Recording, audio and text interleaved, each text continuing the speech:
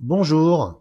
Avec Catherine, on s'est dit qu'il fallait reparler du sens du travail de cette semaine et de le relier avec la phase d'interview qui vient ensuite. Alors, j'ai fait cette petite présentation. Dans cette séquence animée que vous trouverez dans le point de repère de la semaine 4, on vous explique que c'est le mélange de l'expertise que vous aurez su réunir et de vos immersions sur le terrain qui vous donneront la matière pour réaliser des analyses, des hypothèses et ainsi qualifier les besoins exprimés comme ceux que vous aurez pu comprendre sans qu'ils vous soient explicités. Je vais essayer de vous décortiquer le processus à l'aide d'une image, celle du filet garni. Il représentera le niveau d'information dont vous avez besoin pour résoudre votre problématique en toute connaissance de cause. Dans ce filet, il y a ce que vous savez déjà. Et il n'y a pas ce que vous ne savez pas. Donc par nature, il faut bien aller le chercher. Oui, mais où? Eh bien, on peut aller le chercher auprès d'acteurs. C'est pour ça, entre autres, qu'on fait une cartographie des acteurs dans cette phase de compréhension. On peut aller le chercher dans l'état de l'art. C'est pour ça qu'on recommande de faire un travail de veille tous azimuts. Et on peut le faire auprès d'usagers. Ça, on en parlera beaucoup la semaine prochaine, mais il faut commencer à l'évoquer dès maintenant. Vous avez remarqué que le filet n'est pas plein à la fin de ce premier tour, mais pour le remplir, c'est simple. Il faut se mettre en mode curieux et se demander si une source peut vous amener à en trouver une autre, puis une autre, une troisième, etc. C'est le cercle vertueux de la connaissance. Attention, animation.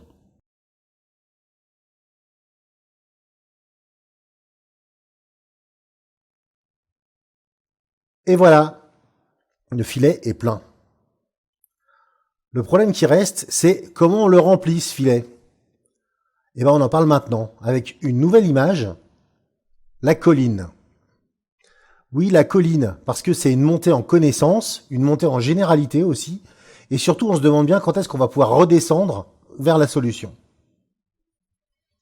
Si on continue à filer l'image, tout le long de l'ascension, vous allez pouvoir glaner les informations pour pouvoir imaginer votre solution, avec un palier au milieu. Il faut passer des questions sur ce qu'on doit savoir à la question de savoir si on en sait suffisamment pour avancer.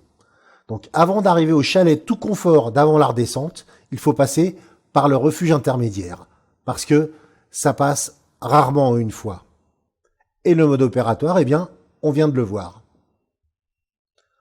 Pour arriver à qui ou quoi peut m'apprendre ce que je veux savoir, on se nourrit des trois sources susnommées, les acteurs, les lectures, les usagers, en vous rendant sur le terrain et en les observant, mais rassurez-vous, on y vient juste après.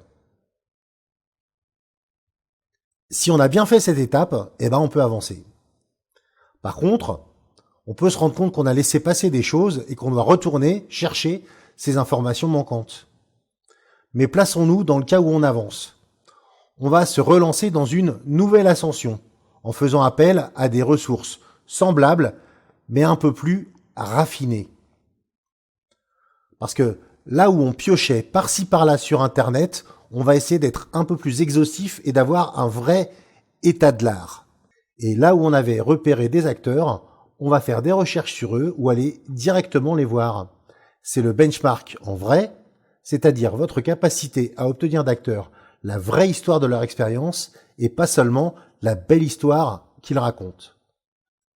Et là où on avait réalisé des observations, on va aller interviewer des usagers dans des entretiens pour lesquels on a construit des objectifs et on sait globalement ce qu'on va leur demander. Avec tout ça, on en a suffisamment pour imaginer une solution.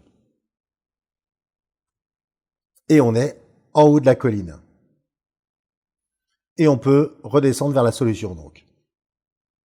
Mais si on ne se sent pas suffisamment sécurisé, on retourne un peu en arrière. Bon après, il y a un moment où il faut arrêter les recherches. Et les analogies dans tout ça? Eh bien, les analogies, c'est comme si vous cherchiez des téléphériques au petit bonheur la chance. Une bonne analogie et vous grimpez d'un coup un bon bout de la colline, une pas très bonne et vous gagnez pas beaucoup de temps, mais une très très bonne et vous voilà directement au sommet en mode sans effort. C'est le moment de parler d'un élément central de l'innovation publique, apprendre des gens. Pourquoi doit-on apprendre des gens ? Parce que c'est du qualitatif, du sensible, des choses que des tableaux de chiffres n'exprimeront jamais. Ce n'est pas que les tableaux sont inutiles, c'est qu'ils donnent une vision incomplète. Il vous faut des gens. En plus, c'est pas compliqué d'avoir de la matière. Pourquoi ? Eh bien, parce que Don Norman a démontré il y a plus de 20 ans qu'avec 5 entretiens qualitatifs un peu poussés, on peut déceler 80% des problèmes d'usage. Et Don Norman, il était prof à Harvard, c'est pas n'importe qui. Et en plus, si on a pris le temps de cibler les usagers à qui on veut parler, réfléchir aux usagers extrêmes à qui on pourrait s'intéresser pour avoir des idées nouvelles, on est certain d'en retirer plein de choses. Bref, c'est le moment de parler de ce qu'on va faire avec les usagers. Dans le design thinking, on parle d'interview empathique, de réussir à se mettre à la place de ses interviewés quand on les interroge. Ce sera le sujet de la semaine prochaine. Mais l'interview, c'est un moyen de recueillir des informations parmi d'autres. Je me suis fait une petite classification qui vaut ce qu'elle vaut mais que je partage avec vous ici. Je vois 2 critères principaux qui permettent de classer les outils usagés. D'une part, le degré de préparation de la rencontre et d'autre part, le fait de se faire connaître de l'usager, d'être dans quelque chose d'engageant ou pas.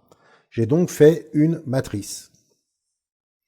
Et dans cette matrice, il y a des dispositifs où on est parfaitement incognito, comme dans une filature où on a ciblé un usager et on observe son parcours à distance sans lui parler. Ou encore dans l'outil Quoi, comment, pourquoi, où on travaille à partir d'une photographie qu'on n'est même pas obligé d'avoir pris soi-même. Et le fly on the wall, c'est de l'observation comme depuis une fenêtre sans teint, ou comme une mouche posée sur le mur qui observerait sans être remarquée. Vous voyez, on peut faire ça sans du tout apparaître. On peut aussi dire qu'une démarche est en cours sans forcément s'impliquer. Si on fait de l'observation à un accueil, dans un service quelconque, ou bien dans une médiathèque, par déontologie, on prévient qu'une observation est en cours, mais on n'a pas besoin de raconter sa vie aux gens. Même chose si on dépose un questionnaire à remplir, s'il le souhaite. Parfois, on peut aussi participer sans avoir travaillé ces questions auparavant. C'est le cas quand on donne un appareil à un utilisateur pour qu'il photographie ses usages, ou quand on participe à une activité en même temps qu'on l'observe, ou si on demande à son sujet d'observation de parler à voix haute en même temps qu'il reproduit son activité dans la vraie vie. Un truc que je vous recommande au passage. Et puis, effectivement, il y a les entretiens préparés, dont vous avez entendu parler en long et en large. Dans l'ethno-design, il y a toute une graduation entre une présence quasi incognito et des entretiens. On fait selon le besoin et l'inspiration. Il y a encore des outils qui demandent également plein de préparation, comme des cartes à réaction ou des tests de démonstrateurs qui permettent d'outiller les entretiens et rendent l'exercice plus facile. Mais ce que vous devez retenir cette semaine, c'est que l'observation d'usagers, sans même parler d'interview, est un moyen puissant d'accéder à des connaissances nouvelles et que si on est capable de la relier à l'action des parties prenantes de votre projet et à des connaissances livresques, on peut en savoir assez en peu de temps pour générer des idées innovantes. Voilà, j'espère que tout ce dont on vous parle cette semaine sur le contexte de votre innovation est plus clair maintenant.